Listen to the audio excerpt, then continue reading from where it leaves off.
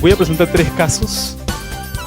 Un caso donde hay un tipo de controversia o polémica en caracterizar la unidad de análisis que se tiene que intervenir. Otro caso donde hablamos del tema de regulación.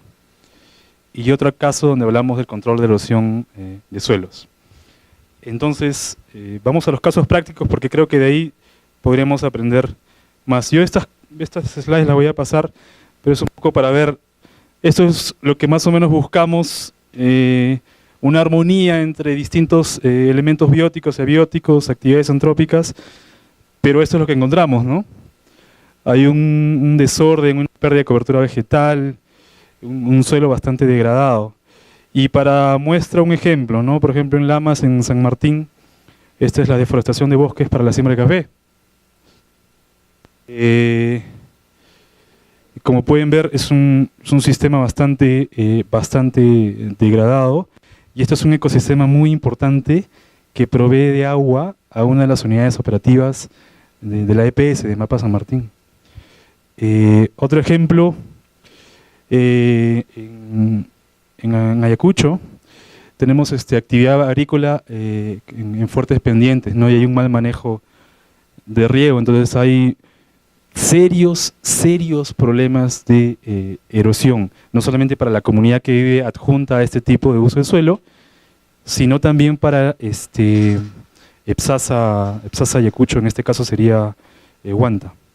Ya, ok, vamos a los casos un poco para aprender de frente de los casos. Aquí el objetivo que quiero mostrarles es un caso real, ¿ah? No es un caso ficticio. Mañana vamos a ir con un caso ficticio. La importancia que significa delimitar la unidad de análisis.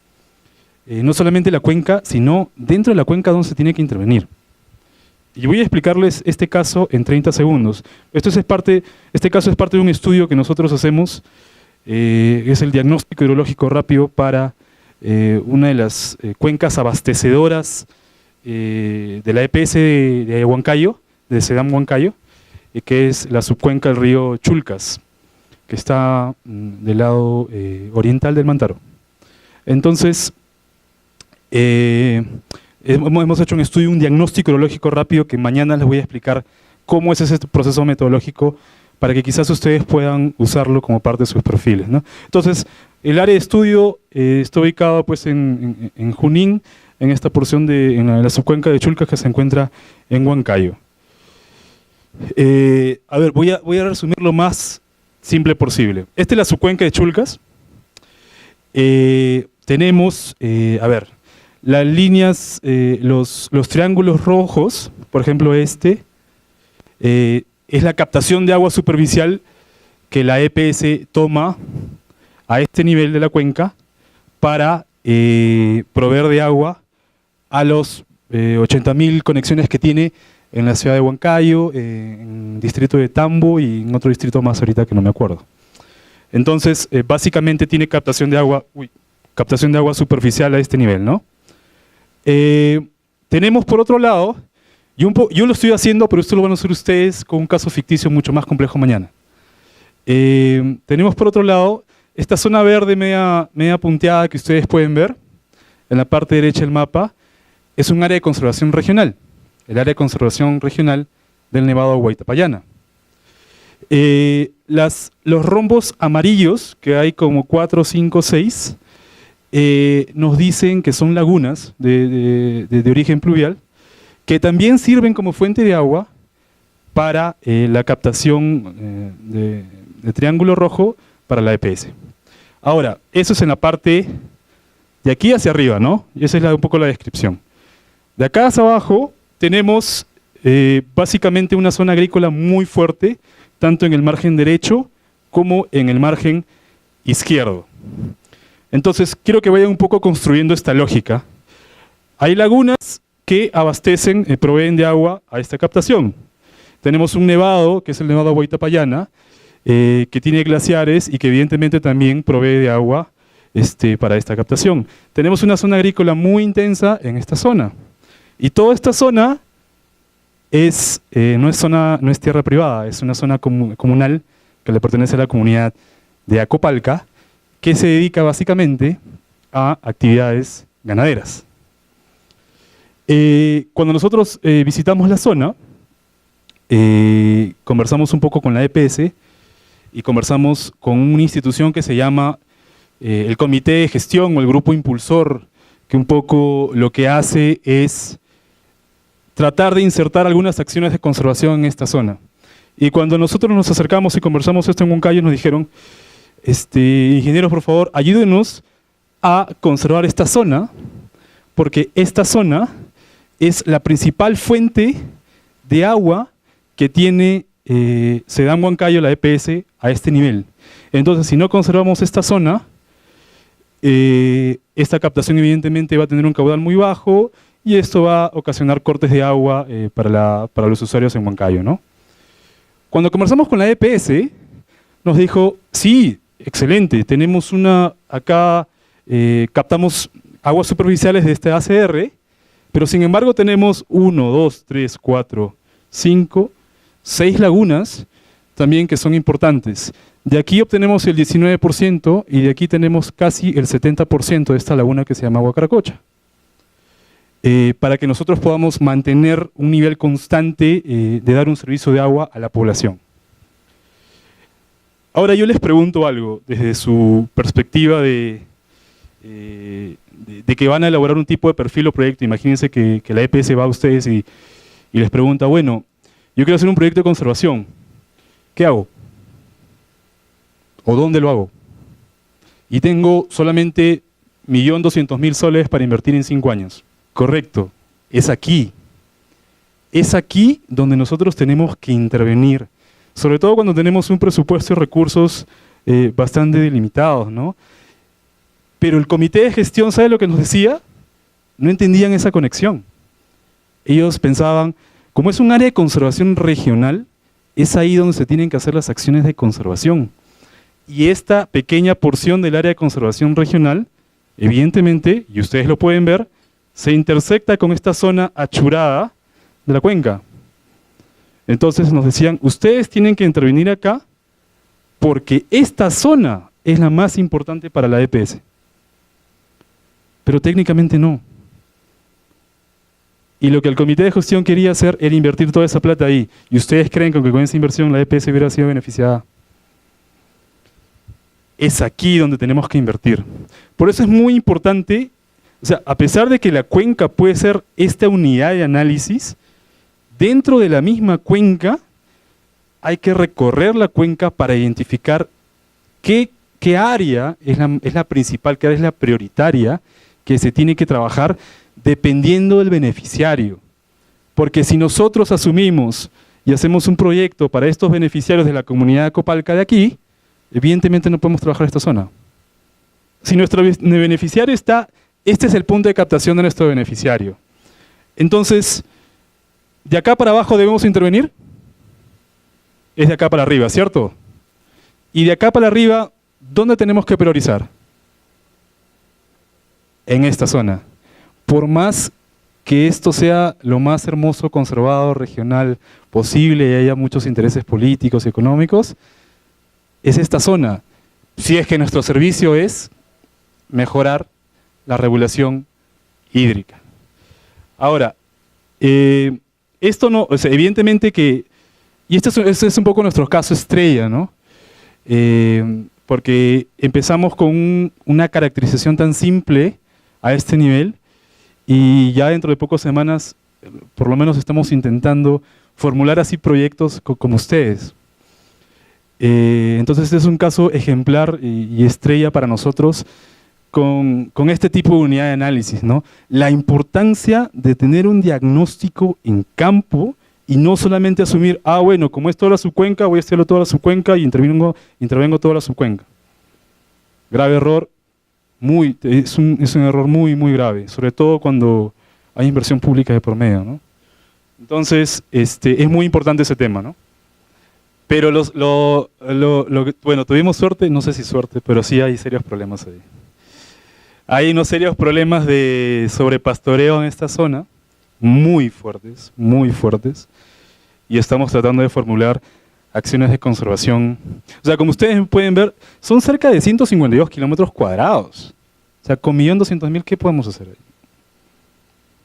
ahí? Y a pesar de que es un área de intervención muy chiquita para 5 años, siempre tratamos de insertar estos 4 componentes básicos que le digo.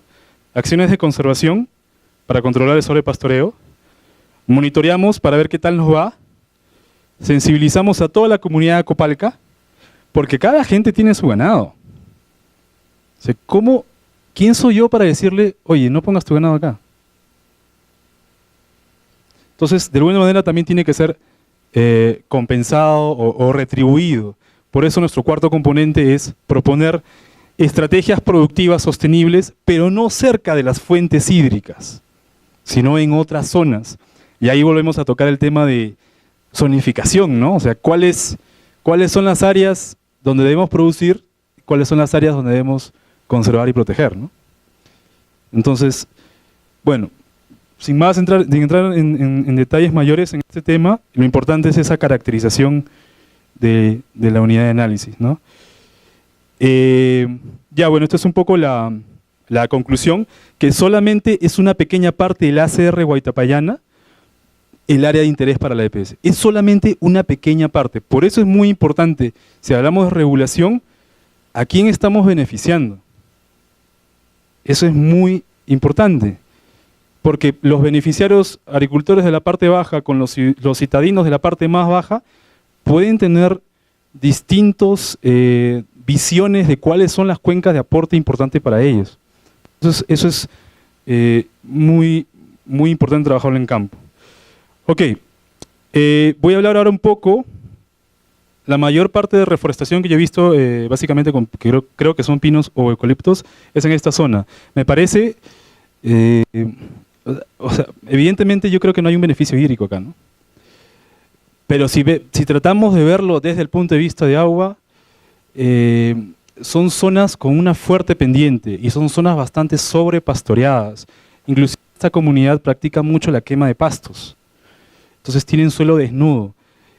Y a nada, entonces tenemos una zona con una topografía muy accidentada, que de alguna manera este tipo de reforestación que está muy cerca al propio río, ayuda un poco con el control de sedimentos, ¿no? Pero el tema de agrorural o Pronamach, bueno, es una incógnita que también, no solamente en esta zona, ¿no? En muchas partes del Perú, no sé por qué han reforestado. Y solamente hablar de eso, ¿no? Porque no quiero tocar el tema de zanjas de infiltración, porque ese es otro tema más grande, que no sé qué beneficio todavía tiene. Entramos entonces al impacto del cambio de uso de la tierra. Vamos a ver 4 tipos de impacto. El impacto de los cultivos, el impacto del sobrepastoreo, el impacto de la deforestación, y el otro creo que es pastoreo rotativo. No, solamente esos 3 por ahora.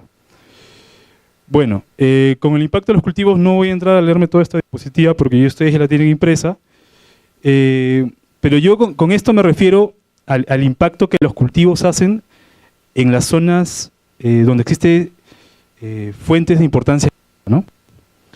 No me estoy refiriendo propiamente a parte media o parte baja de la cuenca.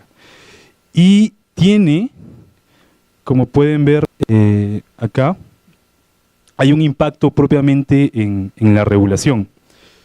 A ver, voy a hacerlo lo más simple posible. La línea roja es una zona cultivada. La línea negra es una zona de páramo que tiene un estado natural sin ningún cultivo.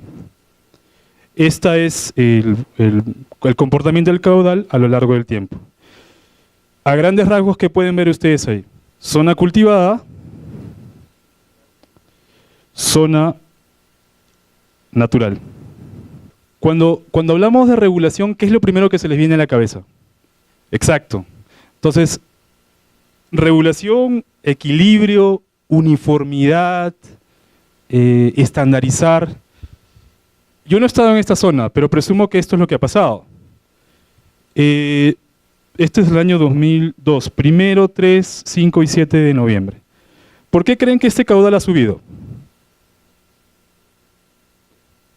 De repente había una fuerte precipitación este día, ¿cierto?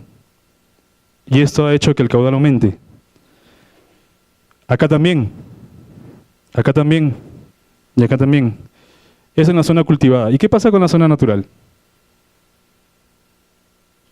A pesar de que existe el mismo comportamiento de precipitación, ¿cómo se comporta el caudal? Más regular, ¿cierto? Más estándar, más uniformizado. Cosa que en estas pérdidas, porque estas son pérdidas de agua, se van a mover a las épocas donde existe un caudal de estiaje. Entonces, con esta gráfica lo que quiero mostrar es un poco el impacto del cultivo versus una zona conservada, una zona natural, ¿no? Y cómo esto en el suelo va a producir caudales tan toscos o tan regulados, ¿no? Entonces, ahí poco para que vean cuál es el impacto de eso. Y bueno, nuevamente aquí podemos ver que esta es la línea, esta es una curva de duración de caudal. Aquí hay caudales mínimos y caudales máximos, pero lo más importante es esta zona. Esta línea negra es la zona natural, o el área natural, y ese es el área cultivada. ¿Dónde hay más caudal? ¿En la cultivada o en la natural? Y estamos hablando de un caudal, digamos, medio, ¿no? La natural, ¿cierto? Entonces, sin entrar en especificaciones técnicas de esto, quiero que se lleguen con esa idea, ¿no? Que inclusive el impacto de los cultivos en estas zonas, y voy a especificarme, voy a situarme en estas zonas de importancia hídrica, tiene un impacto muy fuerte en la regulación hídrica. Y podríamos evitar, por ejemplo, estos comportamientos toscos de caudales, o tener de repente un caudal medio mayor, si en caso, en vez de cultivar, por de repente podemos recuperar el estado natural del ecosistema. ¿Qué pasa con el sobrepastoreo? El sobrepastoreo es una actividad bastante usual, ¿no?, en los Andes. Bueno, produce la compactación del suelo, mayor escorrentía superficial. Ustedes saben que la pezuña del ganado hace que el suelo se compacte más. Esto, evidentemente, al pastorear se pierde la cobertura vegetal, menos materia orgánica, menos retención, menos infiltración, menos almacenamiento, menos ese efecto esponja que les dije. Entonces ya no hay esponja, solamente escurre. Y al escurrir no tenemos regulación para esos meses que sí necesitamos agua. Hay mucha investigación al respecto, sobre todo en Páramo y en Puna. Ya tenemos una publicación pronto que estamos haciendo justo en la cuenca del Chillón, que prueba esto, ¿no? Y ahora voy a hablar de ese tema.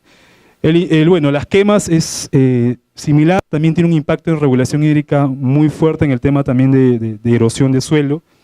También es una actividad muy popular, ¿no? No voy a entrar en este tema, hay un paper que de repente les voy a pasar para que ustedes tengan un mayor investigación, mayor soporte científico que pueda soportar sus proyectos. Ya sabemos que la deforestación no solamente, digamos, elimina esa capacidad de infiltración, porque no vamos a tener cobertura vegetal, no vamos a tener cómo de alguna manera el suelo amortigüe, almacene, capte y empiece a dosificar el agua en esas épocas donde no hay lluvia, ¿no? Entonces, vamos a los casos mejor.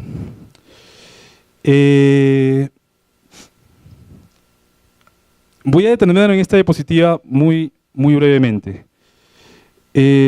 Esta línea roja, a ver, estamos hablando de humedad, digamos, porcentaje de humedad volumétrica o cantidad de humedad, etcétera, a lo largo del tiempo. Esta línea púrpura es un área con pastos. Esta línea azul, creo, no es un área con pastos, pero es una vegetación más, digamos, más exótica. Y acá están los rangos de precipitación. ¿Alguien me puede explicar qué es lo primero que ve en estos gráficos? Aquí la regulación es mucho mejor, miren.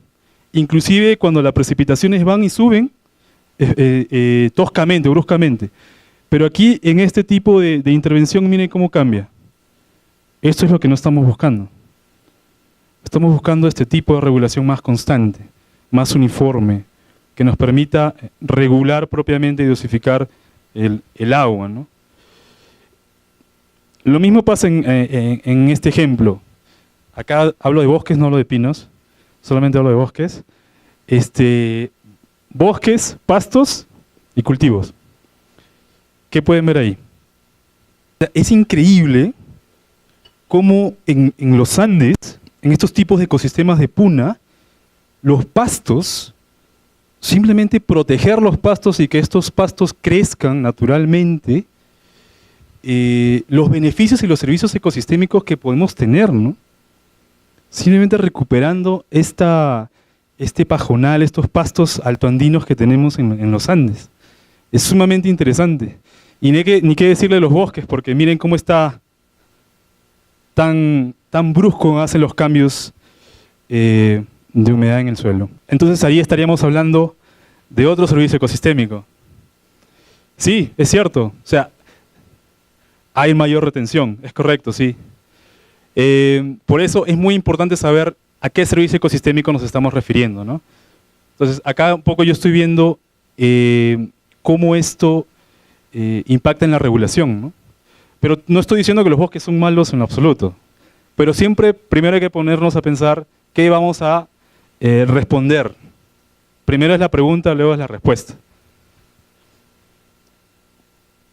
Bueno, este es un tema también más específicamente comparando bosques, pastos y cultivos. El cultivo del papa, que tenemos un monitoreo en Cochabamba.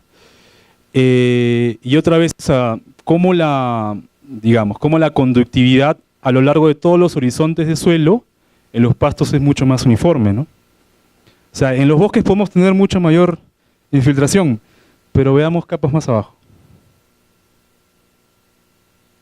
Tenemos una ganancia muy importante y más uniforme en los temas de los pastos.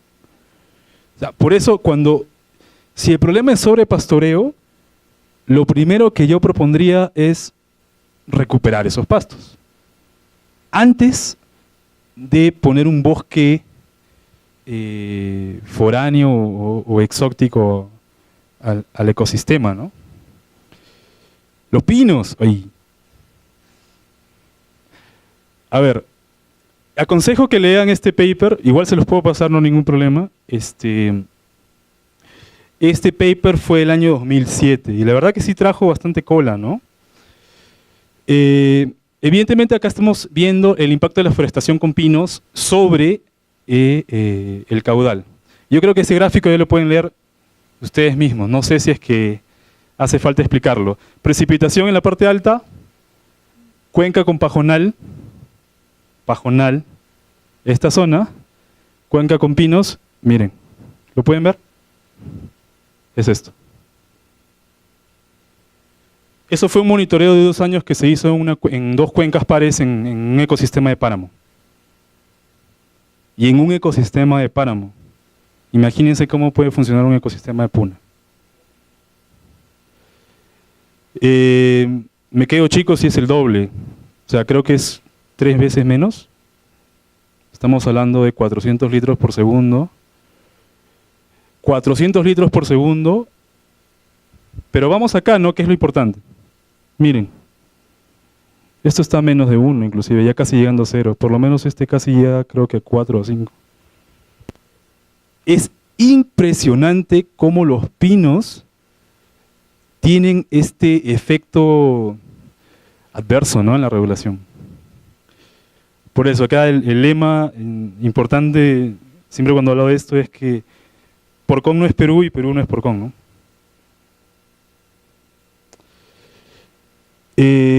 Bueno, este es un poco lo que ya habíamos hablado. Cuando hablamos del impacto del cambio climático, ya estamos hablando de un factor más menos controlable, digámoslo así, ¿no? O sea, hay más dudas que certezas. ¿Afecta la precipitación, el cambio climático? Hay versiones que dicen que sí, ¿no? Que aumenta la intensidad, por ejemplo. evidentemente la evapotranspiración va a aumentar. Entonces ahí tenemos una pérdida que afectaría el servicio ecosistémico de la fábrica, ¿no? del rendimiento propiamente dicho. ¿Afectará la capacidad de filtración en la regulación hídrica? Bueno, no se sabe. ¿Afectará la capacidad de retención de agua en los suelos? O sea, hay más dudas que certezas en este tema. Pero lo que yo quiero demostrarles con esto es que ¿para qué meternos 50 años en investigar esto y poner un montón de plata cuando podemos investigar las actividades antrópicas que nosotros estamos haciendo con un monitoreo bastante simple y barato? Y lo que yo quiero agregar a esto es que o sea, no echemos la culpa todo al cambio climático, ¿no? Porque hay otros factores como la demanda, el deterioro de las cuencas y otras cosas más que están influyendo en este tipo de servicios ecosistémicos. Y como dice la última línea, es una señal adicional a lo que ya estamos haciendo, ¿no? Entonces, sobre pastoreo y regulación hídrica, este es un caso de la comunidad que les hablé de Huamantanga, en la cuenca alta del río Chillón. ¿Saben lo que hicimos acá? Es un ejercicio bastante simple y tiene mucha lógica, creo. Nosotros tenemos una iniciativa de monitoreo hidrológico de ecosistemas andinos que se denomina IMEA. IMEA, y yo voy a hablar de esto mañana, lo que hace es monitorear los diferentes tipos de uso de suelo, el impacto de los usos de suelo sobre la regulación hídrica, por ejemplo, o sobre el control de erosión de suelos. En general, sobre cómo el impacto de los usos de suelo sobre el régimen hídrico de una cuenca. Entonces, nosotros tenemos cerca de 13 sitios monitoreando diversas actividades, diversas intervenciones. Pinos, sobre pastoreo, zanjas de infiltración, amunas y otras actividades, ¿no? Para poder ver si realmente funcionan o no funcionan. Entonces, escogimos, dentro de la región andina que tenemos, ¿cuántas tenemos midiendo sobre pastoreo? Entonces, tenemos una en Huamantanga, en Lima. ¿Cómo ven los pastos ahí en la parte alta? ¿Buenos o malos? Terribles, ¿no? Son terribles. Es un ecosistema bastante degradado. La foto del medio es una cuenca de Huaraz. ¿Cómo ven los pastos ahí? ¿Cuántos años creen que se recuperó eso?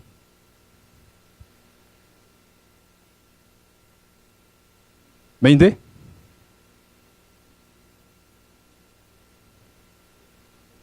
Casi 4 años. Este es en Bolivia. Miren el tamaño de los pastos. Sin mentirles, me llega hasta acá. Ahí tenemos monitoreando cerca de 10 años. Entonces lo que hicimos es algo simple. Es bueno, a ver, si tenemos una terriblemente degradada, tenemos una más o menos degradada, y tenemos lo que denominaríamos un sitio idóneo, de pastos muy bien conservados, empezamos a comparar cuánto cada ecosistema en términos de caudal nos da. Veamos qué sale. De repente estamos equivocados y el conservar pastos tiene un efecto adverso. Esta línea verde es el área conservada de Cochabamba. Esta línea punteada, perdónenme, este también es caudal, ¿ok? Esta es una curva de duración de caudal. Esta línea punteada azul es la foto de arriba. Toda esta área que ustedes ven es lo que la comunidad de Huamantanga pierde por no conservar sus pastos. ¿Y qué necesitamos de esto para llegar a esto? Simplemente sacar el ganado, dejar que la cobertura vegetal se recupere por sí misma, de repente hacer un acuerdo comunal para que la gente ya no suba su ganado ahí. Barata, simple, y miren la cantidad de agua que podemos colectar. Yo no voy a hablar, y quiero tocar así un tema, y hay varios reportajes ahorita en la prensa acerca de esto, pero bueno, el sobrepastoreo y el pastoreo es una intervención, ¿no? La recuperación de la cobertura vegetal. Sin embargo, Huamantanga tiene algo también muy bonito y que creo que muchas de las comunidades en Cusco también lo tienen, que es la siembra y cosecha de agua. Y en la siembra y cosecha de agua pues tienes diversas especies, digamos, primas, hermanos, dentro de esta familia tan grandiosa que existe, ¿no? Y Huamantanga tiene una acción de conservación tan linda que tiene cerca de 1800 años de antigüedad que se denomina mamanteo. Y el mamanteo es como una muna, es decir, sembramos, captamos agua de una quebrada, la infiltramos en una zona de alta infiltración en la parte alta y los manantes bajos la recuperamos. Nuestros cálculos matemáticos, bueno, y también con los sistemas de monitoreo que nosotros estamos estudiando, nos han calculado que si recuperamos cada canal, cada sistema de amuna y de mamanteo que existe en esta comunidad, Lima estaría con un plus, un extra, ¿de cuántos metros cúbicos ustedes creen? Al año. 1.5 millones. Y la inversión de restaurar este tipo de conservaciones, este tipo de acciones de conservación, no pasa de $7.000. Comparen esto con toda la inversión que ha hecho Sedapal en todo el sistema Marca Pumacocha. Solamente para, o sea, si quieren indagar más del tema, hay mucha información ahorita en el internet acerca de esto. Vayamos a otro caso. Este caso me gusta mucho porque con esto logramos convencer a la EPS de San Martín la importancia de conservar y dejar de invertir en floculantes, en sulfato de aluminio, etc. Bueno, el Mapa San Martín es la principal EPS de la región San Martín y tiene diversas unidades operativas en 5 provincias. Este es Tarapoto, y Tarapoto, ahorita no me acuerdo el número de conexiones, pero tiene 3 cuencas abastecedoras: Cachiyacu, Chilcayo y Ahuachillaco. Entonces, de estas 3 pequeñas cuencas, la EPS tiene 3 captaciones, de donde, bueno, capta el agua y la distribuye, la trata y la distribuye a sus usuarios. Lo que nosotros encontramos cuando fuimos por allá es que, muy peculiar y mucha suerte, es que cada una de estas cuencas tenía un estado de deforestación distinto. Por ejemplo, Cachiyacu tiene más del 70%, Chilcayo tiene un 45.53% y Ahuachillaco tiene un 42.45%. Entonces dijimos, a ver, si tenemos 3 cuencas que abastecen una misma EPS, con distintos estados de forestación, lo que hicimos fue calcular el nivel de turbiedad que existía en cada estación, para poder ver si es que existía una relación con la forestación. Quiero que se recuerden bien esto: Cachiyacu es la más conservada, Chilcayo y Huachillaco están en un orden menor. Veamos entonces el siguiente gráfico. Este es un nivel, esta es la frecuencia de turbiedad. Para hacerlo más sencillo, la izquierda es la menor turbiedad, la parte derecha es la mayor frecuencia de turbiedad. ¿Se acuerdan Chilcayo cuál era? ¿Chilcayo era la más conservada o la más degradada? Chilcayo era la más, perdón, ¿Cachiyacu cuál era? Cachiyacu, ¿qué color creen que es Cachiyacu? Exacto. Tenemos un sustento científico, técnico, para poder confirmar que estos niveles de deforestación pueden producir un nivel de sedimentos y una alta frecuencia de turbiedad para la EPS. Cada kilo, me parece que es sulfato de aluminio, el que emplean, cuestan como 3,50 soles. Y existen como, a ver, para que la EPS empiece a añadir estos aditivos, tiene que tener más de 10 unidades de turbiedad, para bajarlo a 5, que es lo permitido para el consumo humano. Imagínense la cantidad de plata que la EPS está poniendo para tratar esta agua que está con sedimentos. ¿En vez de qué? En vez de invertir en la conservación de estas cuencas que están deforestadas. Y más o menos hemos hecho los cálculos y es 50 veces más barato. Entonces, si es que alguno quiere hablar del control de erosión de suelos, también tenemos esta investigación que pueden usarla como sustento para poder decir, mira, vamos a invertir en forestación o en recuperación de esta cobertura vegetal para eliminar sedimentos o turbidez, ¿no? Bueno, aquí solamente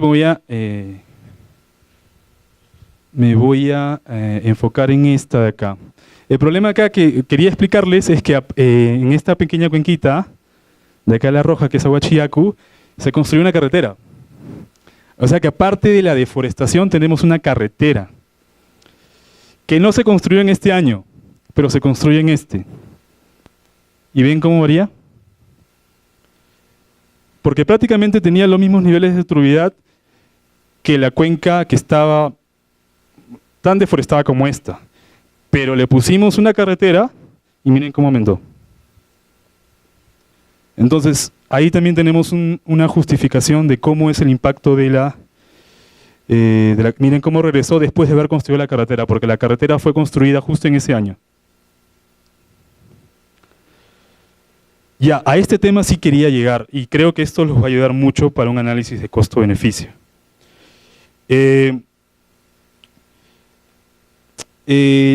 Lima, me parece Lima, Sedapal, tiene un déficit hídrico de más o menos 3.5 metros cúbicos por segundo. Es decir, que ni bien se acaban las fuentes de aguas superficiales, ellos tienen que acudir a agua subterránea. Estamos hablando propiamente de Sedapal. Entonces lo que nosotros hicimos, un grupo de hidrólogos y economistas, dijimos, bueno, pero entonces nos vamos a quedar solamente en ver qué tan bonito en la hidrología esto funciona, o vamos a empezar a insertar algunos números y costos. Entonces lo que nosotros hicimos es hacer un inventario de lo que nosotros denominamos intervenciones verdes. Encontramos cerca, y eso de repente como sugerencia para sus proyectos, cerca de 27 intervenciones verdes que se pueden sugerir dentro de un PIB verde para mejorar un tipo de servicio ecosistémico hídrico. Y evidentemente encontramos cerca de 50 más o menos intervenciones grises, ¿no? Que van de represas, embalses, trasvases, plantas desalinizadoras, etc. Y lo que hicimos es un análisis, nosotros denominamos un curva de costo, y este es el estudio, si lo quieren googlear en internet, Evaluación de Intervenciones Verdes para el Suministro de Agua Lima. Empezamos a mapear y a ponerlas en un análisis costo-beneficio, que básicamente lo que dice es, acá está el costo marginal, de cuánto nos costaría el incremento por metro cúbico por segundo en dólares, y aquí está el impacto sobre el caudal base de metros cúbicos por segundo. Entonces, o sea, terminamos con una lista que va desde esa columna, evidentemente 20 metros más allá, pero ¿saben lo que pasó? Las 4 primeras intervenciones más baratas y que producían un impacto muy fuerte para cerrar esta brecha de déficit, fueron 4 intervenciones verdes.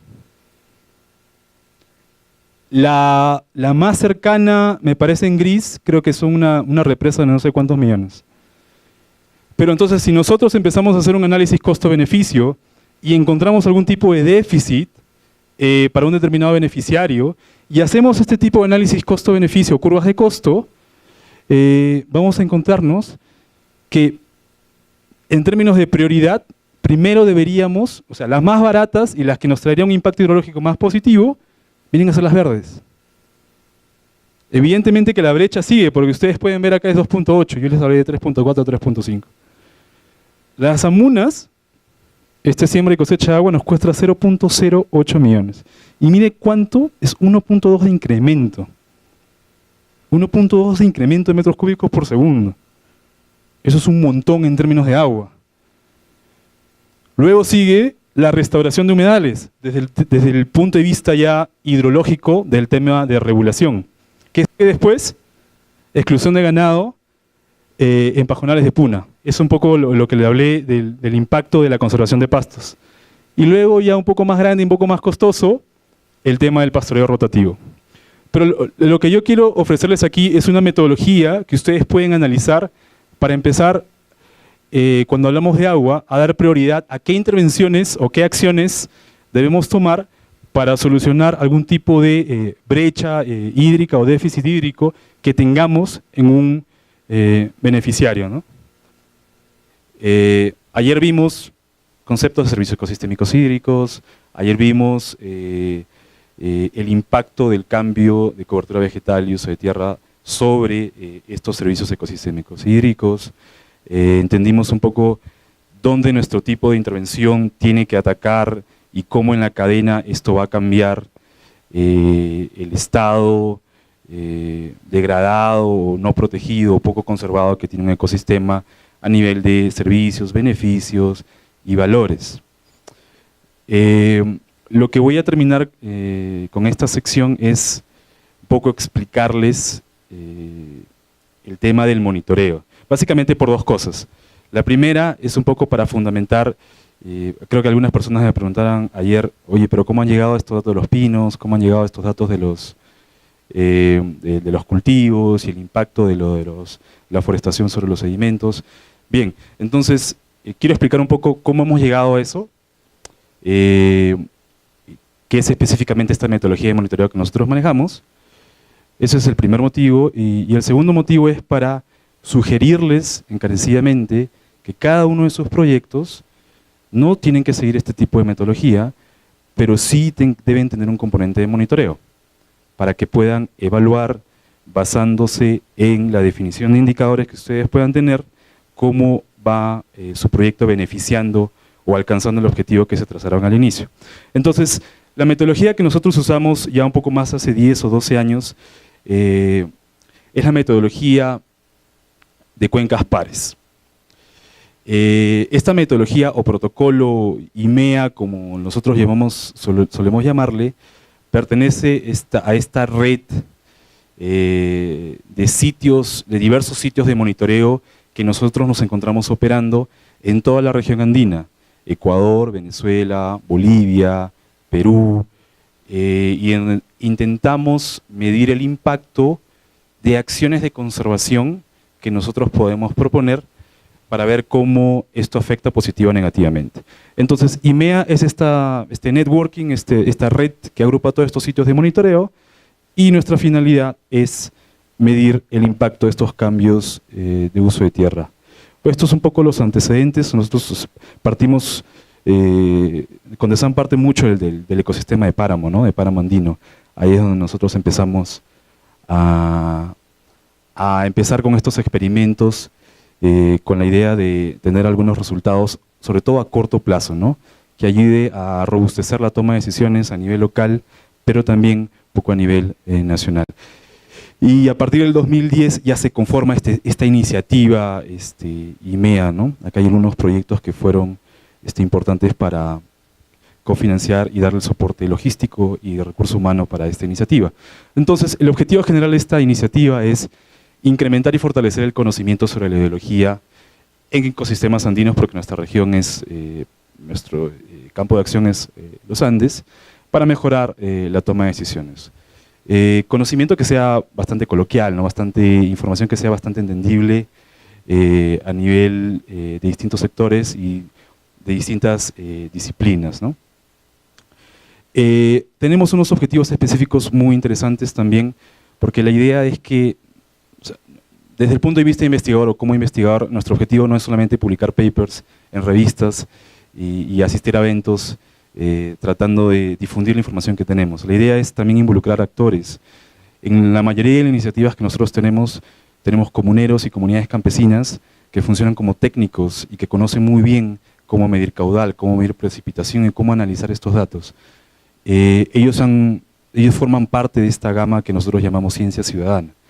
Y es por ellos que nosotros tenemos información tan precisa dentro de nuestros sitios o iniciativas IMEA. Entonces, muy importante es la interacción y la cooperación que existe con ellos, ¿no? ¿Qué buscamos responder? ¿Cómo afecta el cambio de uso de la tierra al rendimiento hídrico, a la regulación y sumaría también al control de erosión de suelos? ¿Qué cambios? Conversión de ecosistema natural a agricultura, por ejemplo, el tema del sobrepastoreo, como ya lo hablamos ayer, la deforestación, reforestación, forestación con qué, especies exóticas, especies nativas, alguna acción de conservación en específica, siembra y cosecha de agua, u otra actividad relacionada directamente con la conservación. Sí, son a menudo partes de propuestas de adaptación al cambio climático, no siempre, pero lo que nosotros tratamos de poco responder son cuestiones básicas sobre cómo funcionan algunos procesos hidrológicos en estos ecosistemas tan complejos que tiene la región andina. ¿Alguno sabe qué es esto? Sí, yo creo que sí, ¿no? Sí. Esto es, bueno, esto es un vertedero para medir el caudal, y ahí estamos como parte del equipo. Voy a explicar un poco más de los instrumentos que nosotros usamos. Existe una serie de pasos y voy a un poco describirlo secuencialmente. Primero, el protocolo IMEO, el protocolo que nosotros manejamos, es un tipo de monitoreo participativo y el primer paso es hacer un arreglo institucional. Un arreglo institucional que involucre a los beneficiarios, a los usuarios directos que se van a ver afectados o positiva o negativamente por algún cambio o una intervención. Tiene que existir una institución local de desarrollo. Trabajamos mucho esto con municipalidades, ONGs que ya se empoderan de este tema y le dan sostenibilidad a lo largo del monitoreo. Unidades de investigación, por ejemplo en Ecuador trabajamos mucho con la Universidad de Cuenca, en Bolivia también trabajamos mucho con una universidad ahí, creo que es del Altiplano, bueno, en La Paz. Entonces existen diversos actores de investigación que dan el soporte técnico, científico a esto, ¿no? Y nosotros desde Condesan damos la asesoría técnica y el acompañamiento para darle sostenibilidad a este monitoreo. Entonces, eso es como un paso uno. Luego de tener este tipo de conversaciones con los diversos actores y ver, a ver, qué rol asume quién, qué función asume quién, vamos todos a campo. Una vez que identificamos la unidad de análisis, decimos, bueno, ¿dónde vamos a diseñar el sistema de cuencas pares? Cuando hablo de cuencas pares, ustedes me entienden a qué me refiero. Estamos hablando de dos cuencas, ¿sí? Y la idea a ver, un poco la lógica de esto es ver, por ejemplo, qué tanto afecta o qué tanto influye en el régimen hídrico el sobrepastoreo, que es una intervención A, y un área que no tenga sobrepastoreo, digámoslo así. Entonces, la idea de las cuencas pares es comparar un área o una cuenca, la que nosotros denominamos testigo, y una cuenca control. La diferencia entre ambas siempre va a ser el tipo de intervención que nosotros vamos a evaluar, que nosotros vamos a medir. Evidentemente, hay otros parámetros, ¿no? Hay otros parámetros físicos y ahí viene el cuestionamiento de, oye, de repente estas cuencas pares no tienen otro tipo de diferencias de suelo, roca, vegetación o otras cosas más. De repente la precipitación no es la misma. Sí, eso es cierto. Para eso mucho nosotros empleamos el trabajo de campo, tratar de conversar mucho con los actores involucrados en el tema para tratar de mitigar ese sesgo lo mínimo posible y que al final la única diferencia que nosotros encontremos sea la intervención que vamos a estudiar. Entonces, tenemos dos cuencas pares y la idea básica de estas dos, una cuenca par es medir primero cuánto ingresa en el sistema, en esta unidad hidrográfica, en la cuenca, y cuánto sale. Y evidentemente, en la cuenca hay un tipo de intervención distinta entre una y la otra. Para eso, entonces, nosotros instalamos 2 pluviómetros mínimamente por cada cuenca, para medir la precipitación. Generalmente están ubicados uno en la parte más baja y otro en la parte más alta en ambas. Y construimos un vertedero que nos ayuda a medir el caudal, y cuando hablamos de regulación hídrica, y esto de repente puede ser un tema de indicadores para mañana, nuestro indicador, principal es el caudal base. El caudal base que nos va a indicar qué caudal, con qué disponibilidad hídrica contamos durante la época de estiaje. porque básicamente nosotros estamos atacando el tema de regulación. Entonces, este es un diseño bastante simple, vamos a campo, identificamos las cuencas con la comunidad, con los actores involucrados, procedemos a hacer la instalación de los equipos. Y evidentemente aquí lo que tenemos que encontrar es esta relación, como les decía, lo que ingresa en el sistema y cómo cuánto produce este ecosistema, ¿no? Dependiendo de la intervención que queramos estudiar. Y sí, y lo que hacemos es una relación de lluvia y caudal.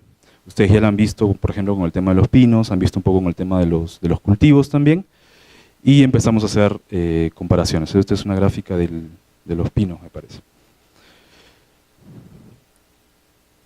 Entonces, esto es más o menos cómo funcionaría el monitoreo. Me parece que esta es una de las cuencas de la parte alta del río Chillón, que estamos monitoreando. Aquí estamos monitoreando el impacto del sobrepastoreo sobre la regulación hídrica.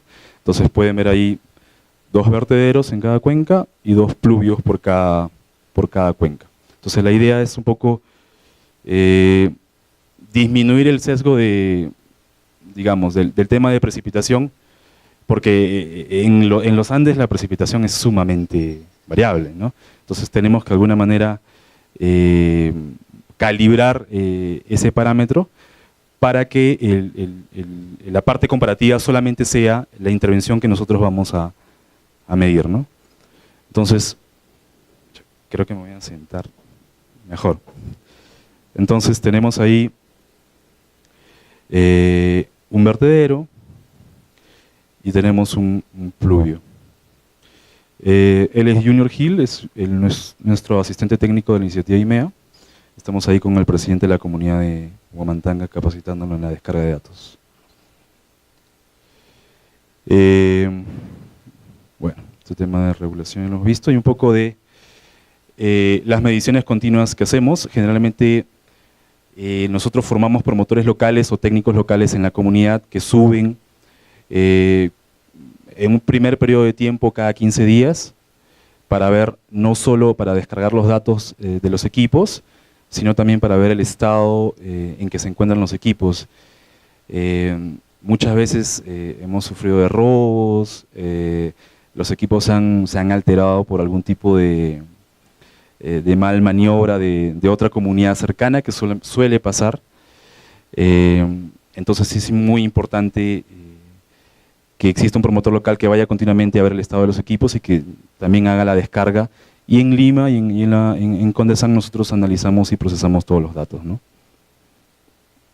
Este ejemplo me parece que es en Huaraz. Y la idea nosotros con las cuencas pares es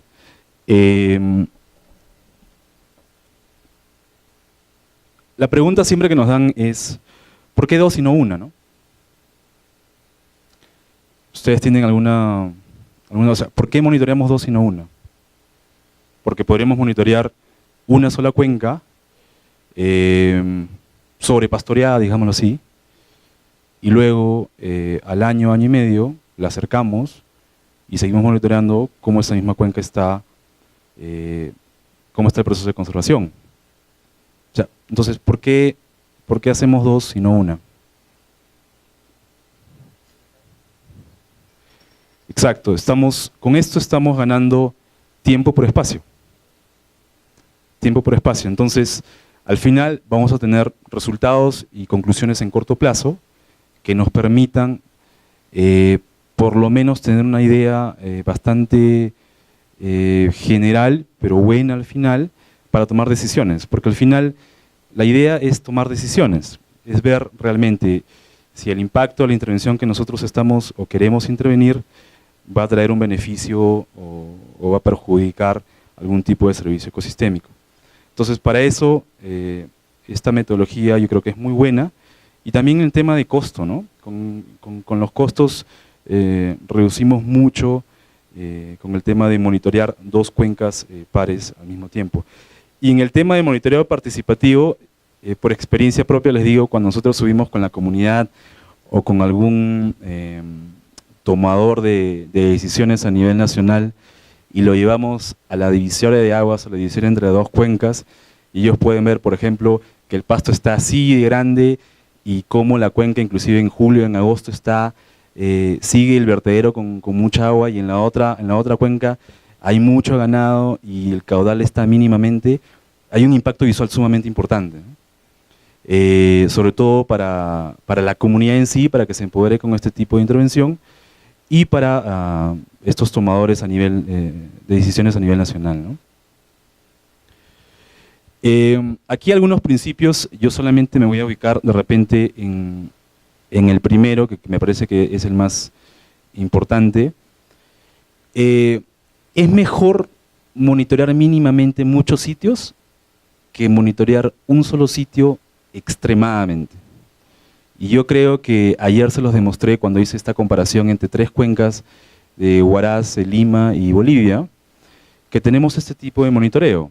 Y lo que básicamente hemos respondido, cómo el impacto del sobrepastoreo disminuye la regulación hídrica en una cuenca. Entonces yo creo que esto tiene un valor, un plus, ¿no? Tiene un valor extra.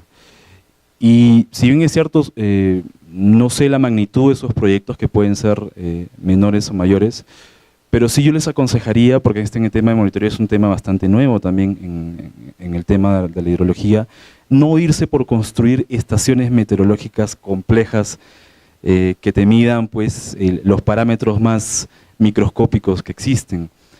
Siempre hay que partir, creo yo, del objetivo básico, ¿no? Y si nuestro objetivo básico es recuperar la regulación o controlar la erosión de los suelos, entonces yo creo que hay monitoreos muy simples y mínimos que se pueden diseñar e implementar en campo, que pueden responder fácilmente estas preguntas, ¿no? Bueno, acá un poco mostrándoles todos los socios de la iniciativa. Cada año se suman más socios, cada socio asume un sitio de monitoreo, y al final la idea de esta iniciativa es que todos compartamos la información entre todos, para así poder hacer análisis comparativos como los que les mostré el día de ayer, ¿no? Entonces hay socios nacionales, hay socios del extranjero, que apoyan mucho dependiendo del ámbito geográfico donde ellos estén trabajando, ¿no? Entonces, tenemos midiendo diversos tipos de intervenciones, Piura, Huaraz, tenemos reforestación con pinos asociados a zanjas de infiltración, ahí de repente no se me pueden corregir si es así. En Huancavelica tenemos una que es exclusivamente de zanjas de infiltración, y eso realmente nos animamos porque Agrorural se pasó los últimos años no solamente haciendo pinos, sino también zanjas de infiltración. Y tenemos un año monitoreando una cuenca en Huancavelica, que es una cuenca con zanjas y la otra cuenca es sin zanjas. Y adivinen qué ha pasado con los resultados. Tenemos los resultados de un año y lo que hemos encontrado hasta el momento es que no hay diferencia. Y es tanto trabajo, tanto gasto, tanta inversión, y no hemos encontrado, por lo menos hasta ahora, en ese tipo de ecosistema, una diferencia. Lo que sí encontramos al año con pinos o sobrepastoreo u otra intervención. Aquí estaban los datos que les mostré del cultivo de papa en Cochabamba, ¿no? Y así tenemos, me parece que hasta el momento tenemos 12 o 13 iniciativas que vienen siendo monitoreadas. En Ecuador tenemos muchos más, porque ahí tenemos mucho el apoyo de la Universidad de Cuenca, que ellos se responsabilizan y dan la sostenibilidad técnica a este monitoreo, ¿no? Bueno, esta es mi última diapositiva, solamente para decirles que, bueno, tanta problemática, tanto cambio de uso de suelo y tantas cosas de monitoreo, felizmente tenemos acciones de conservación que nos pueden ayudar a mitigar estos impactos, y esto ya sería parte de mi presentación. Gracias.